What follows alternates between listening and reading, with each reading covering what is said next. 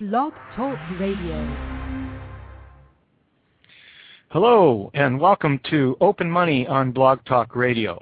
I'm Ernie Jacob, and Michael Linton is with me. We're in the beautiful, sunny Comox Valley in Canada, and it's still bloody cold out there. You been out there yet, Michael, today? I've had my nose outside the door. Temperature is rising. It's going to be warm, but it's not quite there yet. No. But my first dandelion came up. Actually, there have been a couple since, but a couple of days ago, first dandelion in the garden, but it's very late this year. Anyway, enough of this. We're supposed to be talking about community currencies, let systems, open money, and new things like twallers. And meta-currency spaces. And meta-currency spaces, yes, of course. We're referring, actually, for people who want to follow along, Twitter is a good place to follow the daily, well, even minute-by-minute developments in all of these areas. And it's hashtag open money is a good starter. Also hashtag let's. And while we're at it, I guess we should point out that this is live call-in, and the guest call-in number is 646-716-9424, and it's, you obviously on the website, so you should be able to see that. Maybe that's not so obvious. I don't know how you might be hearing this.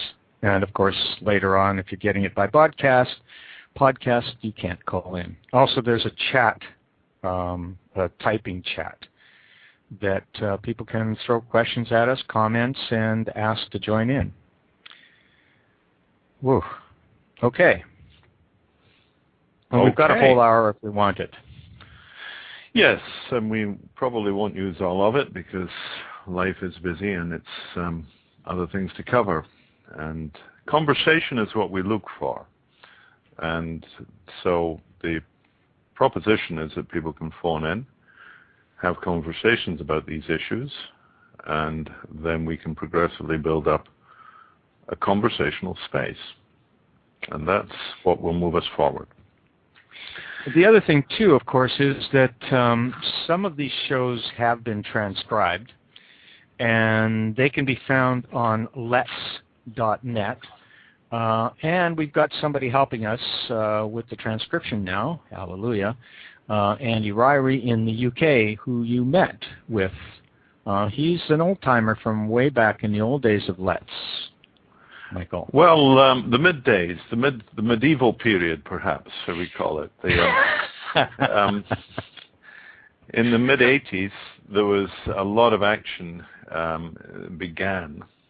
In the mid-'90s, it began to show fruition, and there were big projects all across the UK, small scale for the most part, but a big one we did in Manchester in '94. And that attracted a lot of attention. Not a lot of success, I regret. We were quite productive, but not to the extent that we wanted to be, and it left a bit of a hole in the ground. But during that period, Andy Ryrie and others, like Les Moore, Angus Suter, Chris Knights, several people were intimately involved. Andy from Canterbury did some pretty powerful work on introducing multiple currencies into the Canterbury context. Again, not with conspicuous success, but with lots of due diligence and lots of experience gained.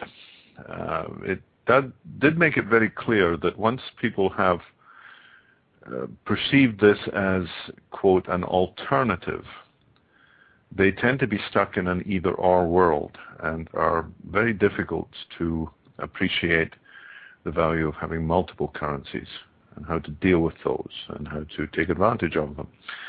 And since then, we've been pretty adamant that it's extremely important to begin projects around community currencies with the full deck, with all your cards lined up, with the capacity to run in many currencies rather than just one. Because one that was part of the original design, was it not, Michael? With LET systems, was multiple currencies. Yes, it was always part of the conception. At the early stages of distribution and implementation, we too were singularly bound, partly by the limitations of the software we could run in 1982, 3, 4. But when we later began to look at multiple currencies, we had a little bit of a balkanization view on it. Territories, not exclusively territories, but a sense of geographical regions, sort of nesting together with super systems above them, and then super systems above the super systems, and so on. That model of a sort of hierarchy of systems died very quickly because we saw how impossible it would be to scale and manage and control, and it would attract a huge amount of bureaucratic overhead, and we already saw the difficulties of that in singular, small systems. So the idea of it propagating into larger levels was very easy to let go of. We could drop that idea very fast. But the multiple currency idea, still multiple currencies, like in the Comox Valley, there are 3 towns and there's a region, so each town has its own currency, and the region has its own currency, and there's a B2B currency or several B2B currencies, that sort of thing. That was part of the original thought process. It was always the idea that there would be many cellular, self-contained currency systems. We hadn't got as florid a picture of them at that stage as we now do. We now see huge diversity. I was speaking to people in London last week, and I was saying that we were quite confident that the UK, with 60 million people, would be host to at least 1 million currencies within just a few years. That London would have, no doubt, about 100,000 currencies operating inside its territory, its physical range. The world, with 6 billion people, could reasonably be confident that something like 100 million currencies. Curiously, in the so-called less developed world, we'd expect to see more per capita than we would in the industrial West. So a lot of things are inverted in this model. The pickup of the technology, the rate at which a community can come into full-scale application of multiple currencies is probably going to be faster in the third world than it has been so far in the first. And that was a lot of what I was... Yeah, okay, before we get to that part, I just want to make some connections between what's happening now and the original LET system design and the development process, and that is that you have been advocating multiple currencies since the beginning, and have had very little success until recently anyway in getting people to understand the need or what that's about. I mean, the tendency has been everywhere to go singular. Yes, I think there's a sort of a knee-jerk reaction that we all have towards any new context or idea is to try and do it the same way that we've done the old one and do it in a very secure and safe and reliable and predictable way. And this would be like getting on a bicycle and thinking that the best thing to do would be to balance it absolutely stationary first. Because once we've learned how to balance it in a stationary manner, then we could deal with this business of going, first of all, in a dead straight line, and then one day we'd really get exciting and try curves. Well, it's exactly wrong in every direction, every way. And the curious thing about the multiple currencies is, first of all, we haven't been able to get people to see the advantage. But we have definitely generated a lot of fear about it, particularly in the what I call the more conservative elements of the Church of Community Currencies. The feeling has been... Actually, not community currencies. They tend to shy away from the word community. They tend to call them complementary currencies and alternative currencies. Yes, that's a first indication. As soon as the word alternative or complementary comes up, you're looking at contentious words for the alternate. You contend that you're going to substitute this for that, which is really an absurd proposition, and puts most of the alternative people outside the pale of human reason right away. They're automatically rejected by intelligent thought. We've actually covered this ground, so let's not cover it again. In fact, Okay. we've covered it on several other occasions, and there are podcasts of those, the most recent being deconstructing something or other. I can't remember. In fact, I'm starting to make a list of these things, which I'll post. We've done 46 of these shows. I didn't know that. We've been doing this for over 2 years now, and we've done 46 shows. I know, well, isn't that amazing? 50 up fairly soon, and then we'll get real. Yeah. In any case, so we've covered this ground, and people can have a look. I'll put up the list on lets.net if anybody's actually interested in looking at what we've had to say about alternative and complementary currencies like Berkshires and Ithaca and Toronto dollar and that sort of thing. And also Andy's working on a transcript of that show. So we don't need to, short is, we don't need to cover that ground again. Are you sure we don't really need to cover that ground again? Okay. Yeah. All right. Well, I suppose the useful thing would be to recap briefly on what's been happening in the last month or so. And quite a lot has happened in the last month or so. I think the first thing I would point to is the meta-currency emergence, the documentation that Eric Harris Braun and Arthur Brock in particular have been developing to produce a more, what should I call, well, a more resilient but simpler and more direct protocol for the clearing of community currencies. And if you search metacurrency.org and follow through some of the links and indications on that, you'll get an idea of where things are moving in the backbone software level. Now, the second part of the backbone software, a certain thread to it, is the proposition of an open money foundation. And this is something that Guillaume Lebleu, whose website is lebleu.org, Lebleu.org. He's on Twitter. He's on Twitter as Guillaume, Giym. And Eric Harris Braun is Zippy. Was it Zippy 314? That's Zippy 314. That's him. 314. I got it close. Yep. Anyway, on Twitter, follow along.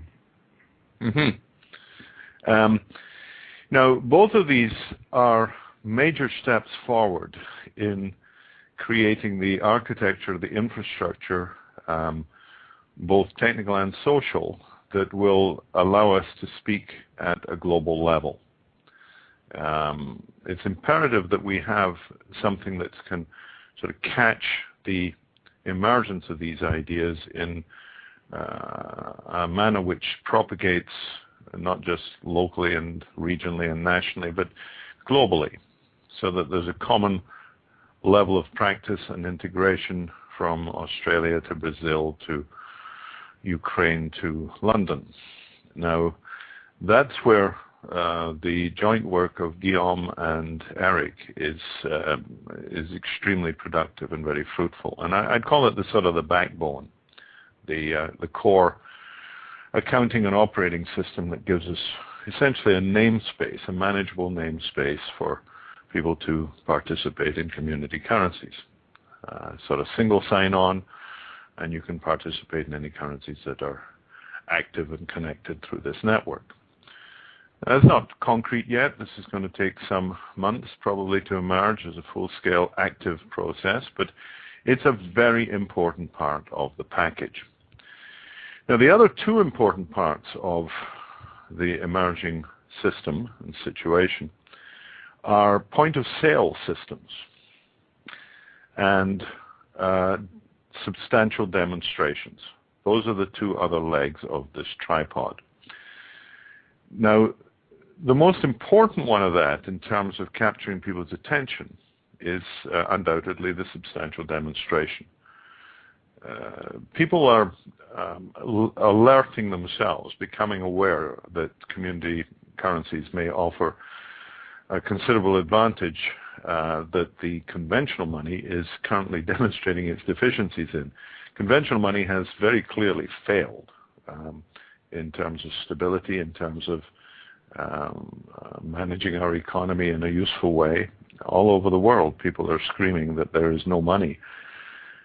Well, surprise, surprise. Think about where it came from, the stuff you've been using, look where it's going. Very unstable, very unreliable. So people are now looking at, well, what can we do with other methods? And it's imperative in that we give them a strong, clear demonstration of what you can do, not another whole raft of weak, trivial, non-existent demonstrations of how stupid you can be with a good idea, which is unfortunately what's mainly going on in the community currency, complementary currency, alternative currency, monetary reform, etc. world, is a lot of vanity and a lot of stupidity, a lot of eagerness. Good intentions, lots of good intentions, but not a lot of good thinking. There's that reminds me of that Le Carré quote that you probably remember. But anyway, we probably the mystery of good minds turned inside out or something. Yes. Yes. How deeply they wanted to succeed, but there is such a thing as unintelligence. Yes, anyhow, that one. I'll dig it out. Find that and report it one day. It's a good one. Good one. But yeah, people try, but trying is not necessarily to succeed. And very often, if we try harder and harder, we're still not going to be able to walk on water. Just if we want to, it's not enough to try hard. It's the right tools, right technology, the right approach. So the community way concept, the bootstrap your local economy, pump cash into community projects, the million from a billion concept.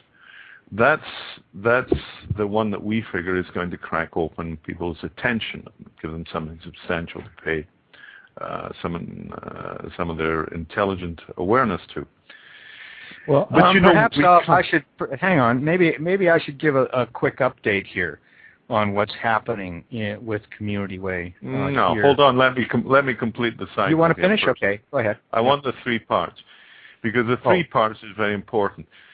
We need a backbone to catch the traffic and integrate and relate to each other on a broad scale. We need the demonstration so that people can see what this is for and why it makes immediate sense to get involved and get active in it. Therefore, there's got to be productive application. It's like we've just invented music and the piano. Well, the next thing we need is a tune. If people don't know what a tune is, or there isn't a song to sing, then music is a bit deficient. So it's the same area we're in here. We need to show what this works to do. And that's what the Community Way is for. But a third component, which is critical to the overall propagation of this process, is we need a point-of-sale system. We need many point-of-sale systems probably, but certainly we need means by which the Community Way concept can be easily implemented at a mainstream retail, restaurants, theaters, gas stations, whatever, without driving the proprietors of those businesses utterly crazy. And this takes us to a whole range of available technologies in smart cards, in barcode scanners, in near-field communications, phone systems, in mobile phone wallets, all of which are converging towards an optimal, well, I wouldn't call it perfect storm, but a perfect opportunity for a breakthrough of the propagation of community currencies into the mainstream. So those are the three. And the progress in the last few months in all three of these has been profound. We're getting a lot closer to some substantial community way implementations. We're getting a lot closer to the technology of point of sale through near-field communications, RFID stickers, smart cards, barcodes. Many technologies can be used, and many are showing interest in joining with us in this process. And the backbone of the meta-currency model, the protocol for currency management, and the Open Money Foundation. These three coming together is a convergence. And watch out for action over the next couple of months that demonstrates what the value of these three in terms of their mutual support and the outcomes of that. Right, Arnie, on to what's going on with Community Way. Well, first of all, it's not a concept, Open Money. It's actually a program. And in fact, we did roll one of these out with smart cards. I mean, you were talking about, needing an easy way for businesses to handle the transactions at the point of sale. Well, we rolled out a community currency smart card in the Comox Valley in 1999 as part of a Community Way project. So it's not a concept anymore. It's been done, not successfully because it didn't take off. It didn't do what we had hoped it would do. But there is a group of young business people in the Comox Valley who've just gotten turned on to the idea of using Community Way to raise $1 million to deal with homelessness, to provide homes for people who need them in the Comox Valley. And that is just, the point we're at with this project at the moment is that these first, it started off with one guy, Adil Amlani at Sure Copy, who's been talking it up with all of his customers, who are, a lot of them are businesses in the valley. So he's got a good network, and he's got almost 15 local businesses committed to an I will if they will proposition. And that proposition is if I'm a business and Adil has asked me to join in, and basically I'm committing to this process by if there are another 29 other businesses who will do this. And they're halfway to that 30 businesses. And so we should see some fairly quick, I anticipate getting to that 30 quite soon and being able to launch a Community Way in the Comox Valley. Now this is a sort of emergent feasibility, or perhaps the re-emergent feasibility, in that we've demonstrated the feasibility of this model before. We didn't demonstrate its full success because we had a considerable lack of cooperation from the beneficiary group, the non-profits in our society in the Comox Valley. Were not particularly receptive to this process, and that tended to get in the way. Hence our... Well, rather, I don't know about receptive so much as not really sure or being unsure of this. I mean, part of the original development had to do with Michael and me, Ernie and Michael, rolling out yet another of these crazy community currency ideas. In this case, we're talking about a group of businesses themselves putting the call out to the community. Can this community with a $1 billion economy divert 0.1% of that into good works, thereby raising $1 million for issues like homelessness and food security and that sort of thing, and in that process basically creating a new business-backed currency, $1 million Community Way dollars that continue to circulate in the valley. Just that one little twist, one little turn on the conventional money that comes into the valley. And it's well, it's a question of doing this hands off and doing it from real bare bones. It's we're not talking about a major technical installation in the valley here. This will probably be initiated with some form of quasi-paper currency, simply to get it off the ground. And what we're trying to demonstrate is that with appropriate guidance and direction and support, any small group of active community-minded businesses can kick this thing off and get it rolling. Now, $1 million from a billion-dollar economy is both at the same time quite a trivial amount, 0.1% of annual GDP. It shouldn't be difficult to acquire that much in terms of community reserves and assets, and that's our contention. But it's also clear that to raise $1 million for something in this community by public subscription or corporate donation is, well, it's off the general scale. Our community initiative in the United Way payroll deduction system has rarely managed to raise even a fifth of that level. And it's, of course, got all the reputation and the goodwill and the intentionality of dozens of years of history. So if we can make a proposition that Community Way, starting cold, fresh, from nothing, can aim at something several times larger than that, then that in itself is an interesting proposition. Now, we want that proposition also to be explored in other communities like San Francisco, like Portland, like London, where the leverage and the potential for taking this thing seriously is considerably higher. And it's in those communities that we expect the financing to come forward to support the implementation of the new point-of-sale technologies, the technical infrastructure that will make this much more powerful and productive.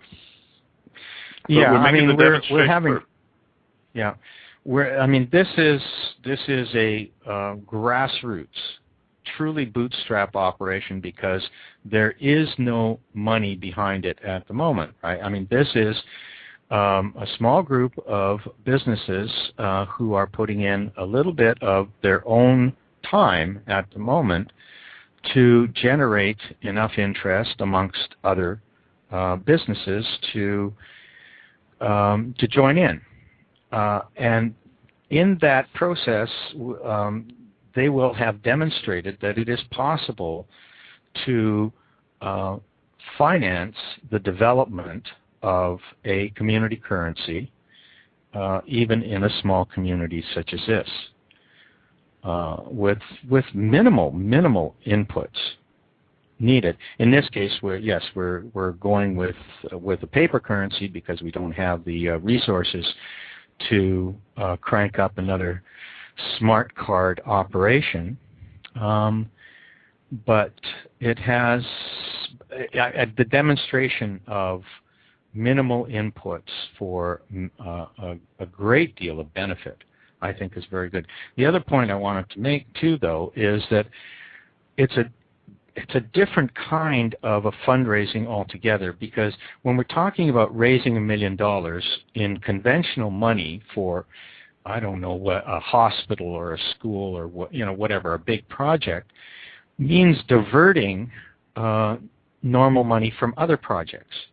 In this case, this is a complete and new total add-on. Nothing is being diverted.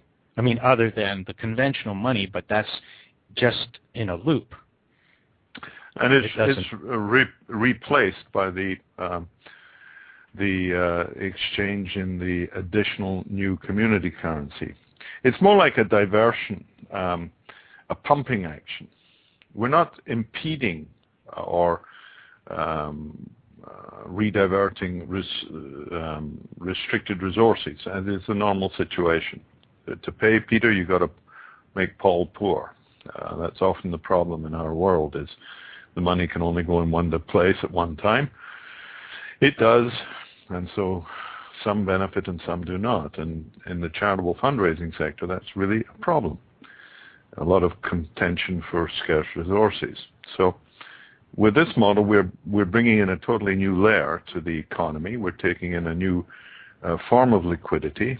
We're turning our Slack business turnover, and there's a lot of slack in the business turnover in our valley, and I'm sure there is throughout every economy in the world at the moment.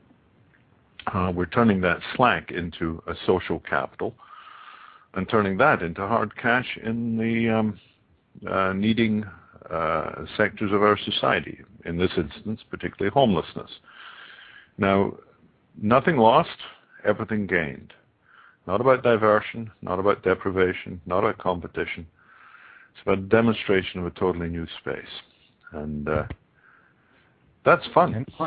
And on that note, we're halfway through the program, and people can call in if they want to. It's toll-free in the U.S. of A, 646-716-9424.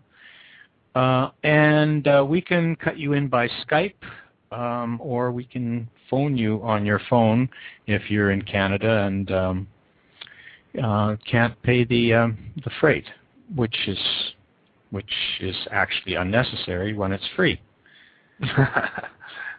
The other thing is a pointer to information about Community Way. I mean, first of all, Let's.net has a lot of the has most of everything pointed to, like the original Let's System material and the Let's. Do we have the Let's System Trust up there? I don't know if we do. It's on the archive set.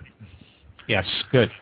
And Community Way can be found there through Let's.net or openmoney.org. That's www.openmoney.org/CW.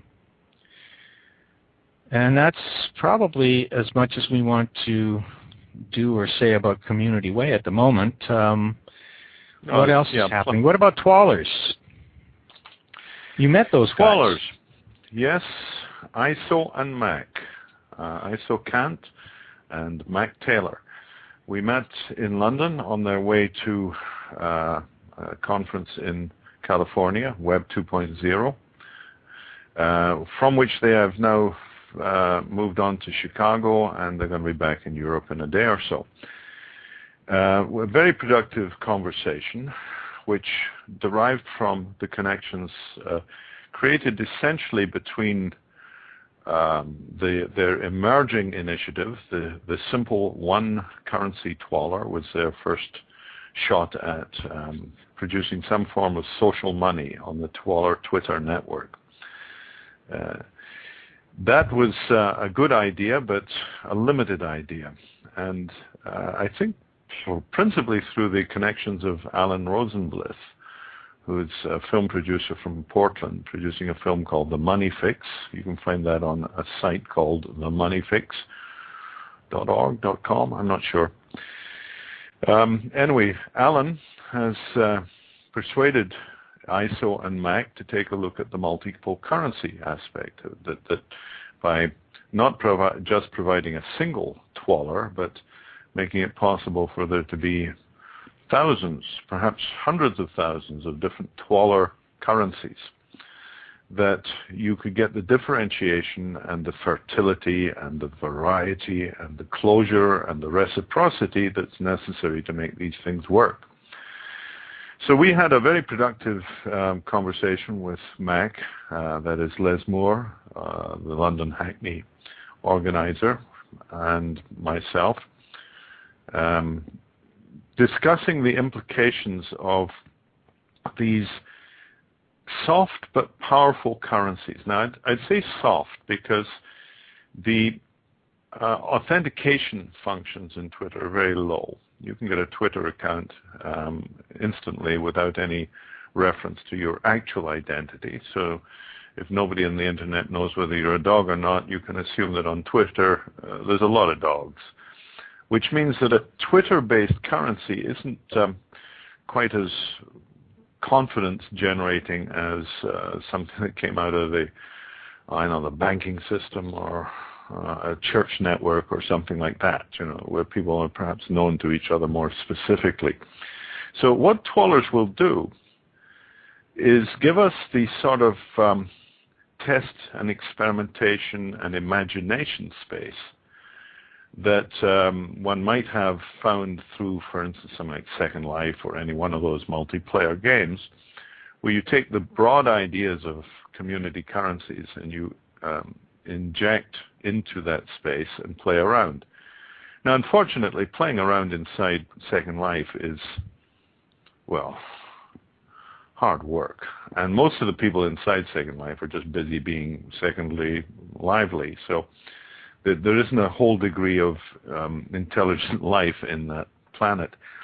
There's excitable life, but intelligible stuff, not that much. On the other hand, the Twitter space is emerging as a new form of the neurology of the emerging collective consciousness of our internet and technical world. We're each firing off our little synapses and connecting and clicking, and there's some sort of a convergence of attention and focusing of ideas that's emerging through the Twitter space, which the Twaller can do an awful lot to augment, to amplify, to encourage, empower, to pattern. Patterning is the big thing. So for instance, if you have a thread on, dandelions, you could start a hash dandy currency on Twitter, with which people who were engaged in the dandelion holy grail, the search for the ultimate dandelion, or the means of applying it to our emerging food crises, they could be dandelion wine. That's the dandelion currency right there. Dandelion wine. Dandy wine, yeah. So, so that's where we're looking at the moment. The idea that people will, in the real world, get excited about community currencies depends upon tangible participation by supermarkets and breweries and transportation companies and telecoms and whatever. People need to see that they can spend the money on the real stuff to get real about it. So we expect that to bread and beer. Bread and circuses in the old Roman model, same stuff.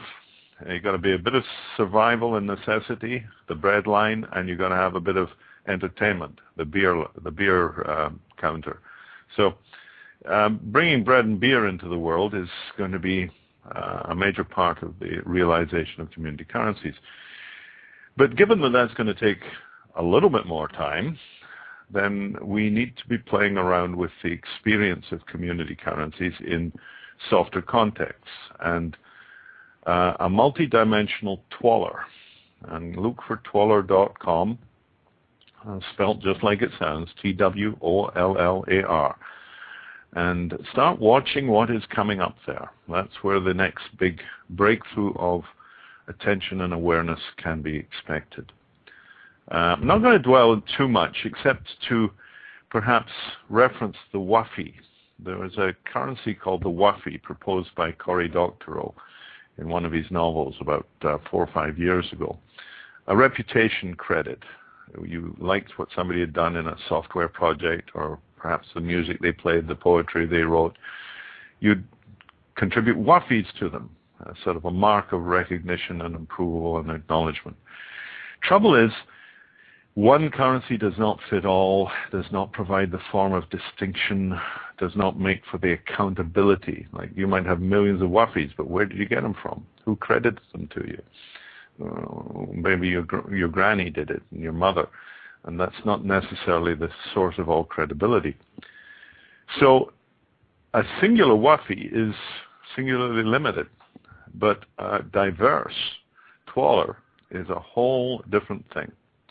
And that's where we're expecting to see the biggest shift in the what I call the internet awareness of what community currencies are for. The people who run Twaller, ISO and MAC, they did a quick scan of the number of times people on Twaller say thank you, on Twitter say thank you, just by scanning the stream. And it was something like 20,000 an hour were the instances of people saying to other people, thank you for what you have done. And one of their proposals is to offer to everybody who says thank you a mark of recognition for them having said thank you, so that we can quite quickly get to those 20,000 instances of acknowledgement and acknowledge their acknowledgement, so that progressively they can become aware that the act of acknowledging good work is a profound social determinant. It will change our world. So we're excited about the Twallers. But I don't think I should say much more about that until we can get the Twaller guys to join us on a Blog Talk Radio. And probably we'll do that in a few days, maybe a week. Mm-hmm. And they can actually bring in theirs. It will be. They're a great pair. Good fun. Yeah. So let's talk about near-field communications, about what's happening in the world of small-scale payments, tube tickets, bus tickets, parking meters, vending machines, personal exchange. I give you $5 by waving my phone near yours, and $5 is moved from my wallet on my phone to your wallet on your phone. These are the technologies that are rapidly changing the playing field. It's not so much just moving the goalposts, baby. We're moving the whole field. And it's really a question of being able to step outside the conventional banking, conventional retail payments channels, the conventional telecoms channels. The history of the evolution of our industrial society and its channels of service, of production, of payment have always been about controlling the channel. Who's got the toll booth is the rich person. Toll booths in banking, toll booths in communications, in broadcasting, in publications, toll booths in patent rights, toll booths, toll booths, toll booths. And of course, nobody with a good toll booth is very interested in seeing the workaround that basically renders it irrelevant and historic. So getting what I'd call free money into the walled gardens of the banking systems has always been a significant problem. We've talked to banks since 1982, various levels, national, local, international banking networks, all sorts of ways. And of course, there's been very little interest by the banking fraternity, who are very busy, of course, doing their vastly important work, in looking at other ways of doing somewhat similar and somewhat different things in different ways and more effectively. So we devised our smart card model to provide ourselves with a full payments channel, which would be independent and maybe not the most efficient in the world in certain respects, but a way of providing something equivalent to the Visa system or the direct debit systems or charge cards in general or coupons. But instead of having all the overheads of setting those things up or trying to join into their systems under their terms, we could have our own. And 10 years ago, we had a multi-currency stored value smart card system, very effective, and totally underutilized and ignored by all concerned. C'est la vie. These are the parts of paradigm shift. Things don't always happen in a logical way. People do not see what is in front of them.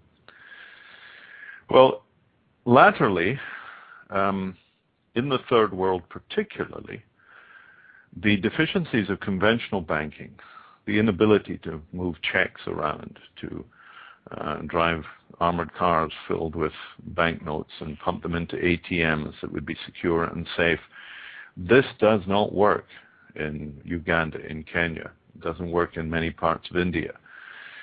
And so what we're seeing increasingly is the implementation of the phone network, and not the landline phone, but the mobile phone network as a means of negotiating transfers of hard money, of airtime, which is becoming a secondary currency in many communities. The minutes you have on your cell phone are a tangible currency which can be swapped between people for as a payment component, just in the same way as the old histories of prison camps and cigarettes being a money. It's the same game. Turn some sort of commodity into a money because you can move it around more easily, and it's available when the hard cash is not.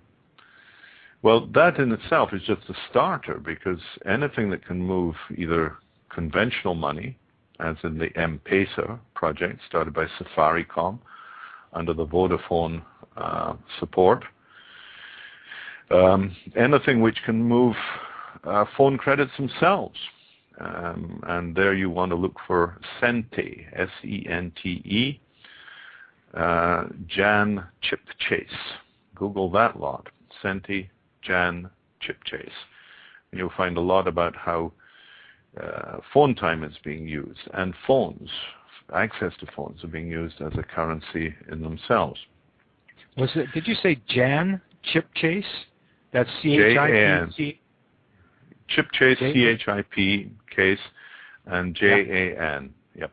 Yeah. So there's rapidly emerging field of quasi-monetary transactions that are based upon cell phone technology and are based upon proximity payments as well. Some years ago, you used to make a payment by tendering a card, and it was swiped, a piece of paper came back, you signed here. Then that got upgraded to you put the card in the machine and you punch in a PIN number, and it's okayed and cleared. Both those have been found to be extremely slow processes for the point of sale necessary at things like turnstiles, access to buses and tubes, or small purchases. You know how irritating it is to line up behind somebody in the counter and that they are punching in their PIN number, and then we're waiting for the central server to clear that and the paper to come out of the little thing, and everybody passes bits of paper backwards and forwards. Far faster if, as in every significant bus and tube system in the world, you have a stored value card that you just expose to the reader as you walk by. A half-second swipe pass, and then the payment is made. Now these proximity payments, the Oyster card in London, and identical or similar systems in Singapore, Korea, Japan, across many parts of Europe, are increasingly getting the consuming public comfortable with the idea of I swipe, I pay. And no delay, and it moves by. And this is now becoming available through phones, that many phones are becoming equipped to carry what are called near-field communications, NFC, that will allow similar forms of payment to be made by your phone. So you pull your phone out as you go by the vending machine and get your Coke or your instant sushi or whatever it is you're getting out of there, and you're doing it by a direct payment. Now, again, these direct payment channels are currently dedicated towards hard money, banking systems, conventional networks. But of course, anything that can be done for hard money and conventional banks can be equally easily done with soft money and virtual community money networks. So we're looking at collaborative developments with various resources already active in this field, already fully competent and fully field tested, to implement parallel channels for the support of community currencies. The final piece that perhaps moves us into the realm of immediate possibility is the RFID sticker, radio frequency, I something device. I don't know what the I stands for. Look it up on Wikipedia, RFID. RFIDs can be many sizes and shapes. You can even put them on a cornflake packet. They've talked about putting them in dollar bills as a tracing element. What we're looking at is something of a sticker about the size of maybe 2 centimeters square, which contains within it the RF aerial and a microprocessor and a bit of memory. And these come in at about $1 a unit, and you buy them in reels of several thousand of them. And these you can peel off and configure and stick on the back of your cell phone. You can stick them on the side of your charge card. You could stick them on your hand notebook. On your head. You could put it on your forehead. You could put it on your forehead if you like. And okay, then and that brings. Okay, I have a question about these. All right, and that is tracking. So Big Brother can follow you around and watch every move you make. Well, if in some configurations, yes. If you configure this RFID system as an authentication identification module, so that when you pass by the payments thing, it checks into the central server and says, yep, that's Joe, and apparently he's going through this tobacconist, or he's just entered this store, or he's getting on this airplane. That's a tracking system, just like your phone is at the moment. Your phone is a tracking system. Wherever your phone is, that is a definable location these days. So we are so trackable at this point that we have to accept either the possibility of that or abandon it. And frankly, I don't think we're going to see much abandonment of the cell phone for a while. Now, at the same time, you can use these RFID stickers and many other technologies to support anonymous, peer-to-peer value exchange, like from your sticker to my sticker, or from the vendor, the retailer's till to mine, or vice versa. Just point-to-point transfer of value without reference to reputation, identity, central server. It can be totally anonymous, just like cash from my pocket to your till. Same thing with these RFID systems. So it becomes possible, and here I'm talking in principle rather than immediately in practice, it's possible to implement point-of-sale systems for virtual currencies which are independent of any mainstream backbone, any tracking. They're just simply a payment mechanism in a cash-like style. Well, that answers that question. In fact, it's a way of I mean, you don't have to have a phone then, for instance. You can, not for the payment process. That's right. You can stick it on your Interac debit card or your credit card, or on the back of your keychain. You can put it on a bracelet that you carry on your wrist. It really just becomes a stored value wallet system. Right. And of course, in those sort of wallets, if you lose the wallet, you've lost its contents. There's very rarely, or at least at this level, there won't be a PIN identification. There won't be any sort of ownership criteria of that nature. It'll just be who's carrying it carries its contents. So simply like a little purse or wallet, but one that's capable of carrying many currencies, so that with one such $1 sticker, you could be participating as happy consumer, community active entity in dozens of currencies. Yeah, so, I wouldn't call them consumers, but certainly active participants in the economy of the community, which is currently hampered by lack of money. We've got 5 minutes left, Michael. So You should think about what we want to cover in that last 5. I mean, we want to tie it all together. I think I think the thing to do is to recognize that the game is started. We have talked about the hypothetical implementation of community currencies to the real meat world. How are we going to get people around here to start playing with these things, thinking of these things? Well, the tools are becoming available for it to become a matter of fact.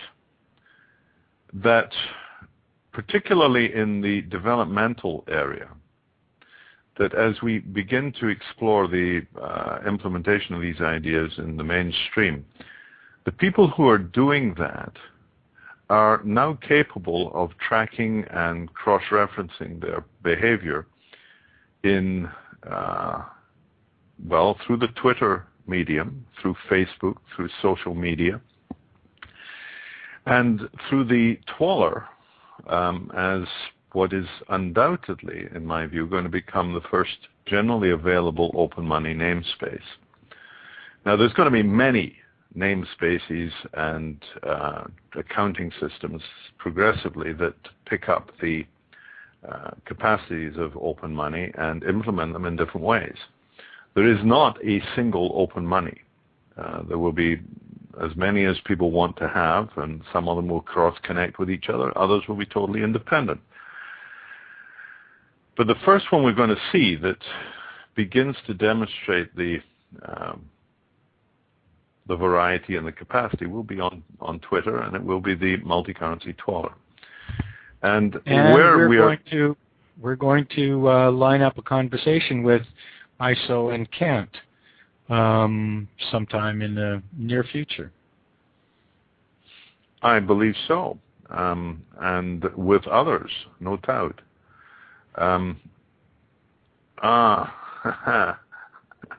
Just seen a Twitter from Nipun Mehta on the Swiss solution, a new form of currency for the crisis. Yes. Yeah, there's a lot of that kind of stuff flying around. I picked up on a couple of them this morning. But in any case, we don't have much time to get into that. We've only got a couple of minutes left. So we should point people in useful directions, such as lets.net and www.openmoney.org/CW for the Community Way portion of this thing. And Twaller.com. Twaller.com. But follow all of these on Twitter. They all have their own hashtag. It's hashtag Twallers. Or just do a search for Twaller. Ditto for a search for open money. And for community currencies, that one you'll have to put quotation marks around the community currencies. Otherwise, you just get community or currencies in the Twitter search. Hashtag Let's. And Michael's on there as MWL if you want to follow him. That's at MWL. I'm Ernie Jakob on Twitter and FriendFeed and Facebook. What else? Skype? You can Skype us. Yeah. We're connected. But principally, and the quality of these conversations is actually going to be considerably enhanced when it's not just Ernie and I talking to each other. But if you have particular questions, issues to raise, this is the place to do it. Get in touch with us, be part of these Blog Talk Radio discussions, and that's what maybe the transcriptions of these Blog Talk Radio discussions. And I got some notes down. We've got 1 minute remaining, 59 seconds. We've got to cut out of here. We're going to be doing another show with Adil soon about community way development in the Comox Valley. And anything else. And we hope to bring into that issue of community way and its development a conversation with people from Lewis in southeast England. The Lewis pound has been getting a lot of traffic, just like the Berkshires and the Totnes things, the transition town ideas.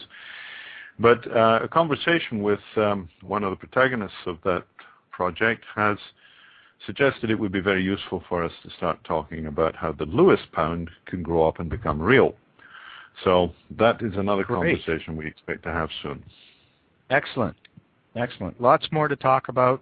Join us again. I'm Ernie Jacob. He's Michael Linton. He's the designer developer of Let Systems. Damn, I missed it. It's gone.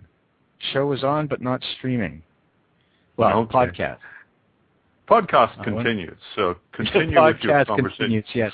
Because after all. That's it. Okay. We're done, eh? Yeah. Okay. Good show? I thought so. Yeah. I think we covered a lot of ground. Yeah, I thought it was very good. Okay. Let's cut off and talk to you in a second, okay?